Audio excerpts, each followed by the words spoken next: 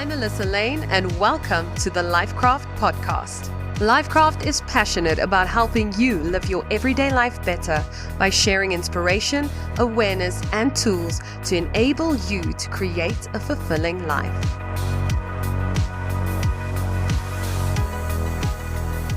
On this episode of the Lifecraft podcast, we have financial planner Adele Barnard. This is episode 4 of our Monday Money Matters series, created to help you become your most abundant self.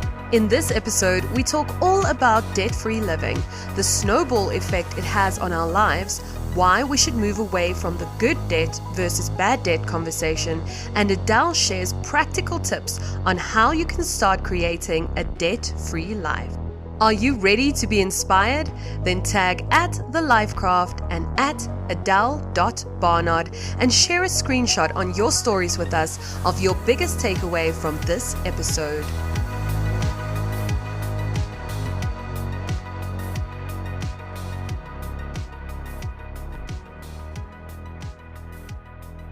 Adele, welcome back to the Lifecraft. I'm so happy to have you here, continuing our May Money series. Today we're going to be talking about debt-free living, and it's a topic that is near and dear to my heart because it makes such a big difference when you live a debt-free life, when the debt that you have serves you, and when you actually understand debt. So I can't wait for us to get going with this. Where do you want to start? I know that we spoke about the snowball effect and the avalanche of debt. So get our listeners into debt so that they can understand it a bit more. Hi, Melissa. Thank you so much for having me once again. I am so grateful for the opportunity to chat about debt today because in South Africa, we're not a savings nation. We're a spending nation. And what does that equal? That people have a lot of debt. First of all, not all debt is bad. We've got good debt too, which we'll dive in a bit later. But the first thing is, if you have a lot of debt, meaning your income is not enough or sufficient to settle your debts, because what happens is we start working, the retailers contact us, we sign up for all these cards, we buy now, pay later syndrome happens. And on a certain day, we're like, whew, things are a bit hectic. You pull your credit profile, your credit report, or you see on your budget and you're like, oh my goodness, you're breaking out in sweat, you can't meet all your commitments.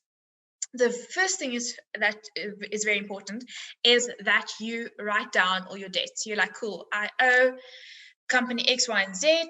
This is the monthly amount or installment I need to pay. This is the balance on it. Then you can determine, should I go for the debt snowball method or the debt avalanche method? How am I going to get rid of this debt? So typically I'm referring you to, you've got retail accounts, you've got credit cards, you've got overdrafts, you've got personal loans and the like. That's all bad forms of debt. The reason why I say it's bad forms of debt is because you are being charged a lot of interest. So when you pay back, let's say hypothetically, your installment is 100 Rand, of the actual 100 Rand, not the entire 100 Rand goes into the capital amount to decrease the debt, because there's admin charges, there's other fees, and the interest, it also takes a portion of the 100 Rand. So the ideal is to have no debt. So everyone knows I always preach, I don't have retail accounts. I've only got my check account and my credit card. And my credit card, I pay the amounts in that I use to benefit from the loyalty of the cashbacks. But let's dive into the snowball and the avalanche method. So your snowball method is the one where you start paying back the smallest amount, the smallest debt first. So obviously bear in mind, you do pay like all your creditors, the minimum monthly amount, but you'll start with the smallest one first because you want to get rid of that one. So let's say 3 months or 4 months down the line or whenever, when you're done with the smallest one, that one's installment you can then use on the next debt to eventually get you out of the debt completely. The other side of the coin, so that is, I think mentally it's a nice one to do because you can make a list of all, everyone that you owe, and then you're like, cool, in a couple of months, draw a line, this one is done, move on to the next one. Because if you have a lot of debt, it can feel overwhelming. It really can. If you have a lot of debt and you absolutely know that you don't have the finances to pay all of the installments. So is it okay to pay the minimum monthly installment and then just to really use your budget to zone in on paying each single one But how do you, so do you literally just focus on the smallest amount first while still paying all of the rest? Can't that feel a bit overwhelming? How do you pay that one? So do you pay that a little bit more than the minimum? Yes, sorry, just to get in there, you're so right. I think a person is so overwhelmed when you struggle with debt and you're anxious and you're worried how you're going to settle everything. The best route, if possible, and obviously it's not a one-size-fits-all solution, it depends on income, it depends on other expenses, is the best solution is that you rather say, okay, you still pay all your minimum installments to every account because you don't want to fall behind and fall in arrears and the likes. Then the one with the smallest debt owed, right? That one you pay additional money on. So hypothetically, let's make it practical. Let's say you owe 5,000 Rand on a certain card. That's the smallest one, and your biggest debt is, let's say, 50,000 Rand. We're going to use, and let's say the installment on the 5,000 Rand debt is 250 Rand a month. I'm just grabbing these amounts out of the air. So we're going to pay, depending on what is left in our budget, we'll pay 500 Rand a month. So we'll pay double, so that we know, let's say in the next couple of months, we get rid of that one. So a couple of months down the line, our debt that was only 5,000 Rand, that one is now settled earlier. Now, all of a sudden, we've got 500 Rand per month back into our budget. Now we tackle the next debt, and we use that 500 Rand for the next debt to get rid of that one. And that's why it's called the entire snowball effect. Yeah, and I can think that'll be great just mentally to tick those off of the list and to know that you don't need to go and get money out of thin air, that you're actually using the first one's money to start settling the next one.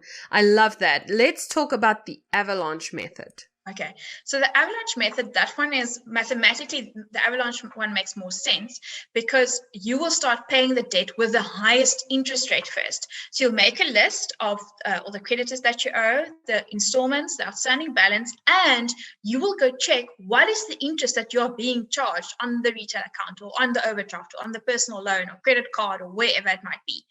The one with the highest interest rate, you start with that one. So irrelevant of the outstanding amount on it, the highest interest rate. The reason why I say this makes more sense because now, back to our 100 Rand example, if we pay 100 Rand on an installment, the entire 100 Rand doesn't go to the debt. So if our interest rate is 27%, let's be realistic, let's say it's 27.5 or 27. 27%, if you charge interest of 27%, 27.50 of that 100 Rand just goes for interest. Now, the remaining, there's still an admin fee and so how much capital really does get settled every single time you make a payment? So that's why it makes more sense to get rid of the most expensive debt first. Most expensive debt equals the one with the highest interest rate. This one can be a bit more tricky because in the sense of it won't be according, like I mentioned earlier, due to the size of the debt owed, but the interest rate. So you might have a massive, personal loan or credit card with a very high interest rate, and it may take you longer to get rid of that one, but you will shorten the term eventually. Which something that's very important, and I think often financial coaches and the likes forget to mention to people. Once you've settled the debt, so whether it's the retail account or whatever, or the credit card, please cut up the card. Don't, or even cut it up before, because you'll be so tempted if you in financially a stressful situation and there's an emergency or whatever the case might be, or something happens, you'll be so tempted to use that credit card again if the facility is available because you've made a payment, now you're using it again. You're not getting ahead. So it's very important to get rid of the card. Even take a pic of it, burn the card. I don't know what you're going to do with it, but get rid of it so that you don't have access to use it again. Yeah, that's key because people start getting into that loop of getting themselves out of debt and then back into debt and out of debt and back into debt. So it can feel very overwhelming, as we've said, and it can feel like debt is just a bad thing that takes up all your money, but it's not. Especially like in the first episode of this whole series, we spoke about the mindset in regards to money. And I know that I started looking at my own debt like something that is a good thing, something that people trusted me with to be able to pay them on a monthly basis, that when I pay my bills, I be grateful for the fact that they trusted me with the money or the service or the goods, and I would really make it something to practice gratitude in. But there's also a flip side.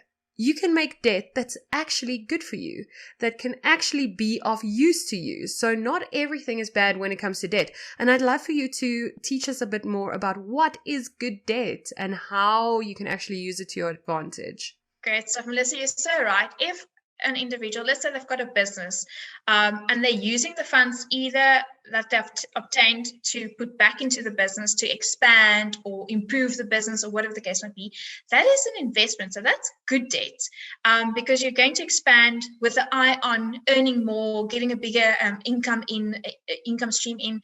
So there's space for that. I think what's key is that we don't have, or an individual, that have obtained a lot of credit or finances all of a sudden, and they just go rogue and just go spend the money, because how are they going to pay it back? So that's where the difference between good and bad debt is. Another thing that I hear so often, people are like, a car's not, it's a depreciating asset. Yes, it is a depreciating asset. But the conversation we need to have is, does your car, if you still go to the office, does it stand from 8 to 5 outside? Or do you use your car to see clients or go visit shops or stores and sell your stuff or whatever the case might be? Because then it's an investment in your business. So I'm not saying go buy the top of the range model now to be reckless, but I mean, it makes sense. It's very important. Whatever funds you also make, the other side of the conversation is the same. If your business, the income you get in, it's very important to use that and invest it again in your business so that you can be the best in your industry or trade or whatever the case might be. I think we need to move away from the good debt versus bad debt conversation and be responsible when we obtain credit. I think that is the shift in the focus in the conversation that we should have. It's being responsible. It's being, can I afford to do this? Am I going to use it for the right purposes? Because then we don't foresee a problem. I love that mindset shift. Not good or bad, but just being responsible with it. Because what I wanted to add is, we know that not all small businesses make it. Not all of our dreams actually become profitable. Whether you're an entrepreneur or whether you have been forced by something like 2020 to be a little bit more savvy and to make your own income because you might have lost your job or you need a second income, etc., etc. So making debt and investing it into an idea or into a business or into a product or a service that you want to use to expand your finances isn't always that easy. How are there certain things that people can do to really start honing in on, this will be a sound investment, or I should actually still keep my 9 to 5 and just hustle for a bit more money? Do you understand where I'm getting with that? Because I don't want everyone to think I can be an entrepreneur like Gary Vee and I can just use all of my money and make some debt because I will make it back. You won't always. Sometimes it's trial and error. But how do you discern in between those? I mean, I'm so glad and grateful for this question, because I get it asked so very often. People are like, we all have vision and dreams, and which is a good thing, but we also need to be realistic and think of it in practice. So if you like myself, my opinion, or I'm always of the opinion, yes, I'll play it a bit more safe. I'll always be like, cool, once the business, stick to your 9 to 5. I know it's difficult, but everyone's doing it. Stick to your 9 to 5 and get your side hustle going. As soon as you see, cool, the income is like consistent, or you can save up the money that's coming in from the side hustle, then make the shift and leave your 9 to 5 and the likes. Because what we don't want you to jump in, start your business. Now 3-4 months down the line, you've got cash flow problems. Now you're stressed because you don't have enough money to buy inventory or whatever, pay whatever services you need to render your service.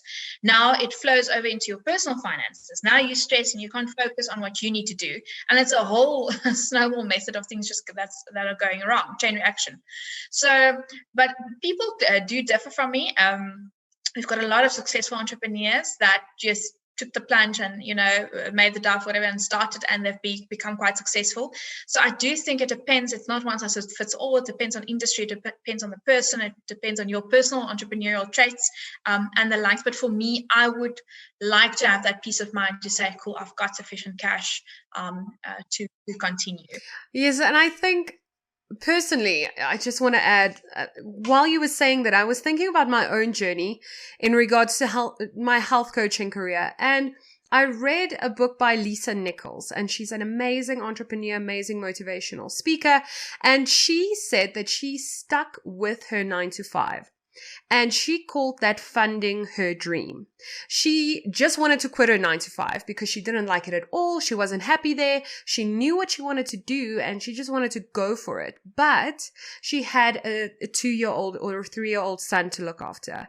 And she had to make a mindset shift to say it's not a bad thing to keep your 9 to 5 and to make sure that this road that you're going on will work for you and will work for your target audience, etc., etc. But don't just see it as, I'm doing my 9 to 5 and this is going to freaking kill me one day. See it as funding your dream. The money you get there, you can use to build the dream life that you want if you start using it in a very responsible way. And I think it's a great practice area. Learn from the business you're in how to work the finances of the business that you want to have.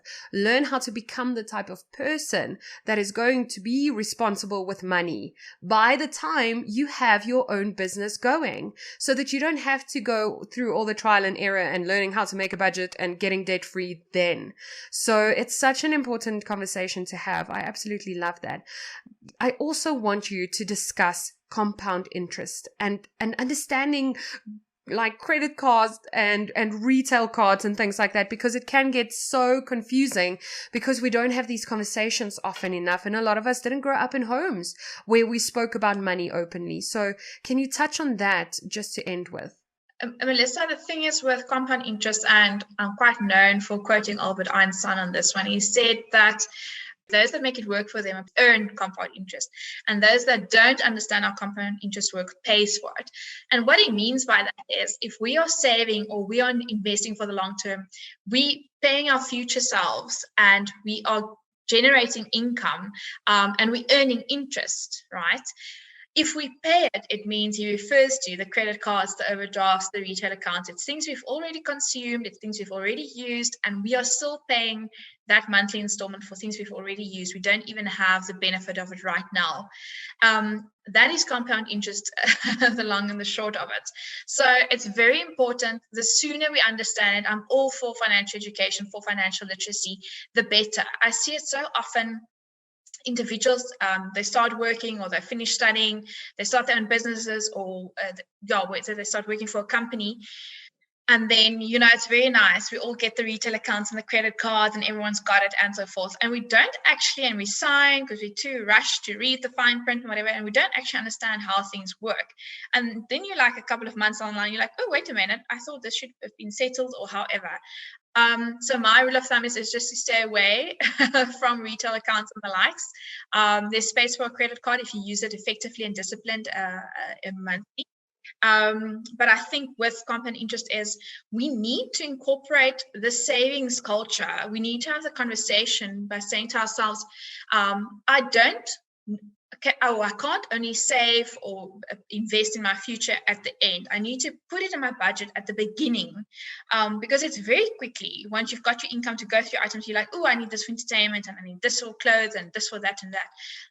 But we need to realize that we should start saving or investing first of all. Pay yourself first. I cannot emphasize that line enough. And paying ourselves first is by saving, having various savings accounts, or investing in various investment vehicles. That is quite important. Absolutely. With compound interest. Absolutely. I love the pay yourself first principle. It is a game changer, and it feels quite strange, especially if you're in a not the greatest financial space, or if you've got a lot of debt. But at least we know now that a debt-free life is possible. It is something you can work towards, and it's never too late.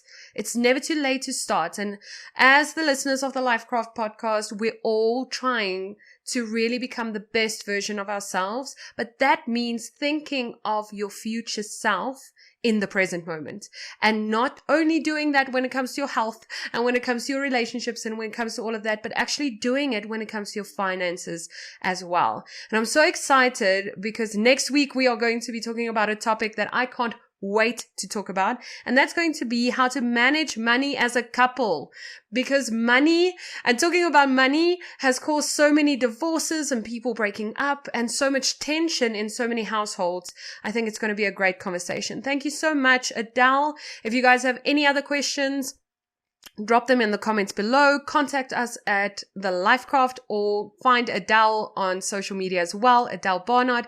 Everything will be tagged below in the credits. And let us live a debt-free life. We can do it in a couple of generations if we all work together and keep having these types of conversations. Thank you so much for your time, Adele. Thank you so much, Melissa. It was lovely chatting to you. If you enjoyed this episode and you'd like to share your takeaway or something you heard that motivated or inspired you, we would love it if you would subscribe to our channel, leave a review, and tag @TheLifecraft on Instagram. Also, feel free to let us know who you'd like to see appear on this show in future.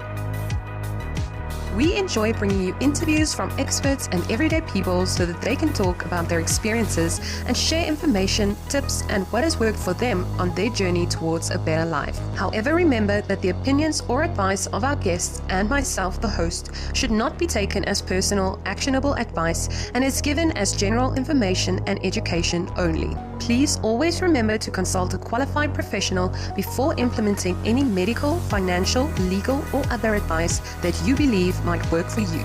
Lifecraft is not responsible nor liable for your decision when implementing anything you hear on the podcast.